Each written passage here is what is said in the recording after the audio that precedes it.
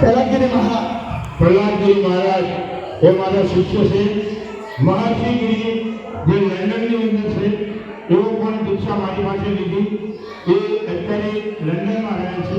Special દીક્ષા મારે લંડનથી કુંભ મેળાની અંદર આવી અને પ્રહલાદગીરી બાપુ પણ વર્ષોથી મારી પાસે સાનિધ્યમાં છે અને આગળનું જીવન પરિવર્તન છે.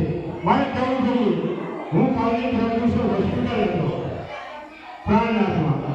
એમની મોટી સિસ્ટર વર્ક થઈ ગઈ એટલે એમને મેં કહ્યું, તારી બેન જો વર્ક થઈ ગઈ હોય તો તારે દર્શન જવું હોય, છેલ્લી વાર મુખ જોવું હોય તો તું જોઈ શકે.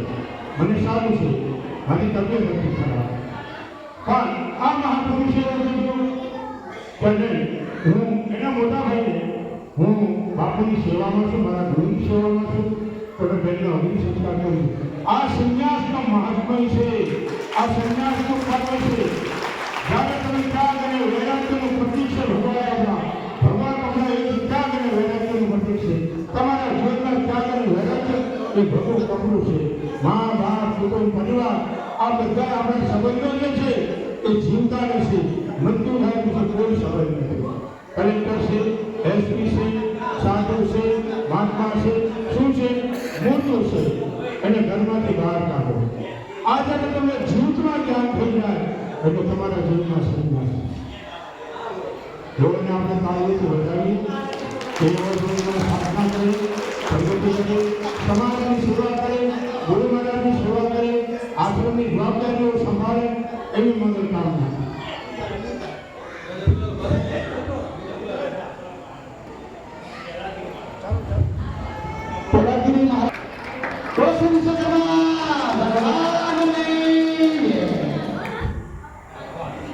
તારે બોલવું છે? જબ બોલતા હે બહુ બોલતા કે બે શબ્દ બોલો. તમે વિશ્વકર્માની સ્થાપના કરીને જે પૂજન કરો છો એટલે હું એક વસ્તુ ધારી લઉં કે તમને વિશ્વકર્મા ભગવાનની મહત્વ ખબર હશે. આખા વિશ્વને નિર્માણ કરવા માટે વિશ્વકર્મા ભગવાન જેટલા જવાબદાર છે એ એની કથા તમે વાંચીએ છે એના પરથી ખબર પડે. વિશ્વકર્મા ભગવાન તમને ખબર છે કે કોના દાદા છે? સાક્ષાત શનિ ભગવાન જે છે ને એના દાદા છે વિશ્વકર્મા ભગવાન. એમની કુંડલી જે હતી ને છાયા તેમના પિતા થયા. એટલે એમની કેટલી બધી તાકાત ને એમના તમારા બધાના પૂજ્ય. એટલે વિચાર કરો કે તમે આખી દુનિયાની અંદર જે સર્જનનું કાર્ય કરી રહ્યા છો એટલો આ ભગવાનના આશીર્વાદથી એ વસ્તુ અજબ રીતે થઈ શકે. એટલે વિશ્વકર્માની આરાધનાથી નવી સૃષ્ટિનું સર્જન કરવાની પણ તાકાત આવે. એટલે આપ સૌને ખૂબ જ અભિનંદન. અને ભારતેશ્વર મહાદેવની અંદર તમે જે વ્યવસ્થા ગોઠવીને કરી છે તે ખૂબ જ અદભુત છે. અને પારદ સિંહનું પણ એટલું બધું મહત્વ છે. આજથી 20 વર્ષ પહેલા સુરતને કોઈ ઓળખતું નહીં હતું. ઓળખવામાં એવું હતું કે સુરતની અંદર ઘણી બધી ગંદકી હતી, દરિદ્રતા હતી. પણ બાપુએ જે શિવલિંગની સ્થાપના કરી પારદ શિવલિંગની, જે સ્વયં સાક્ષાત જાગતા જીવ સિંહ બેઠા છે. એટલે આપણે કોઈ પણ પાસે જઈને પ્રાર્થના કરીએ કે ભાઈ મને મારી આ આપત્તિ દૂર કરો કે આ જે રીતે આપણે સામેવાળો માણસ સાંભળે ને એ જ રીતે આ પારદ શિવલિંગ તમારી વસ્તીમાં સાંભળે. એટલે જેટલું તમે પોઝિટિવથી એ પૂજા કરશો એટલી તમને સફળતા મળશે. એનું કારણ તમે જોઈ રહ્યા છો, અહીંયાથી 40 કિલોમીટર સુધીમાં સુરતની અંદર મોટે ભાગે દરિદ્રતા નથી. કાઠિયાવાડથી આપણા સૌરાષ્ટ્રથી આવેલા લોકો, યુપીથી આવેલા લોકો, બધા આખા ગુજરાત, આખા ભારતની અંદર ગુજરાતમાં જેટલા લોકો જેટલા સ્ટેટમાંથી આવે છે તે બધા ભગવાન અને સંતુષ્ટ બનવા જાય છે. એનું કારણ સુરતની અંદર આ શિવલિંગ છે.